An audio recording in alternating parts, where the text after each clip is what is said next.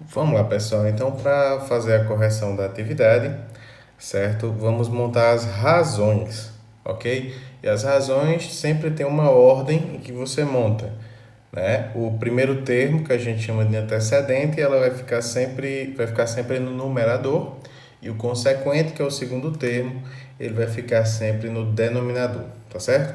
Mas aí é sempre isso. O primeiro que for citado fica no numerador em cima, o segundo que for citado fica no denominador embaixo. Então confere aqui os exemplos, ó. Uma equipe de basquete disputou 40 partidas e ganhou 28. E na letra A, qual a razão do número de partidas ganhas para o número de partidas disputadas? Então, qual que ele falou primeiro? Quantidade de partidas ganhas. Então, o 28 fica em cima. E aí, partidas disputadas foram 40, né? 40 fica embaixo. Simples assim, tá? Então, a gente tem uma razão de 28 para 40. E aí, a gente pode simplificar isso aqui. Dá para dividir os dois por 4. 28 por 4 dá 7, 40 por 4 dá 10. A gente tem que a mesma razão, só que agora escrevendo como uma fração irredutível, que é até uma fração mais fácil de ler, que é de 7 para 10. Ou seja, de cada 10 partidas, eles ganharam 7. Né? O rendimento foi bom.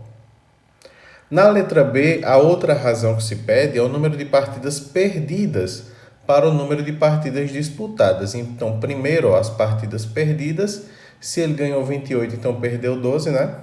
Para 40 partidas que foram disputadas.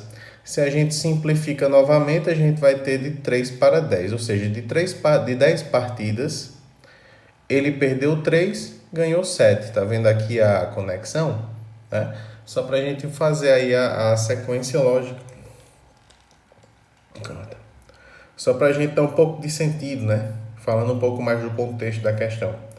Na letra C, ele quer saber a razão entre o número de partidas ganhas para o número de partidas perdidas. Então, primeiro a gente vai escrever aqui o número de partidas ganhas, que são 28. Quantidade de partidas perdidas, 12. Então, você tem 28 para 12. Dá para simplificar isso aí? Dá. Os dois dividem por 2, né? São dois números pares, todo número par divide por 2, a gente pode simplificar aqui por 2 sem problema. E aí nós vamos montar a seguinte fração. 28 dividido por 2 dá 14. 12 dividido por 2 dá 6. Dá para simplificar ainda? Dá por 2 novamente. Então, a gente vai simplificando até não poder mais. 14 dividido por 2 dá 7. Né? E 6 dividido por 2 dá 3. Então, aí a gente tem uma razão de 7 para 3. 7 partidas ganhas para 3 partidas perdidas. Eu acredito que o saldo aí está bem positivo, na verdade. E aqui já não se pode mais simplificar, né? Deixa eu colocar só um pouquinho mais para cá. Toda a simplificação, a montagem, tudo direitinho. Pode simplificar quantas vezes puder, né? Você viu que eu simplifiquei por 2 e depois por 2 de novo. Tá vendo?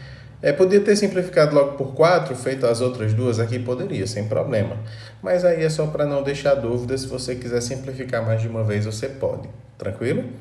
Segunda questão, e aí é o seguinte, a planta baixa da casa de Janaína está na escala 1 para 75. Explique o que significa esta escala. Bom, deixa eu colocar aqui em termos numéricos, né? 1 para 75, se a gente for escrever de outra forma, é esta razão. De 1 centímetro no mapa significar 75 centímetros no mundo real, tá? Isso aí é um padrão que vai acompanhar todos os mapas e todas as medidas deste mapa. Então, nesse caso, a alternativa que você vai marcar aí significa que cada centímetro na planta representa 75 centímetros na casa, né, na casa verdadeira, tá? Então, seria esta daqui. Porque aí a escala, ela é fundamental para que a gente possa fazer uns desenhos em miniatura, né, de grandes construções, de obras e até mesmo de pequenas obras, mas desde que sejam miniaturas proporcionais, para que quando você amplie, também ela fique mostrando as medidas exatas para que você possa já ver um projeto com antecedência, ver como é que vai ficar, analisar, aumentar, diminuir. Então, o estudo das razões é muito importante para você poder compreender essas noções. Até porque nós temos isso aí Já na nossa forma de pensar, e muitas vezes a gente não sabe. Numa receita, por exemplo, você tem que ter as comparações certas das quantidades de ingredientes, porque senão você pode ter o teu alimento, quando você preparar, pode ser que não fique tão bom, tá? Então é fundamental entender esta noção do que significa razão, que é uma comparação entre duas grandezas. Então eu sempre estou comparando e montando essas frações para que a gente possa ter uma noção bem interessante, né, de uma realidade.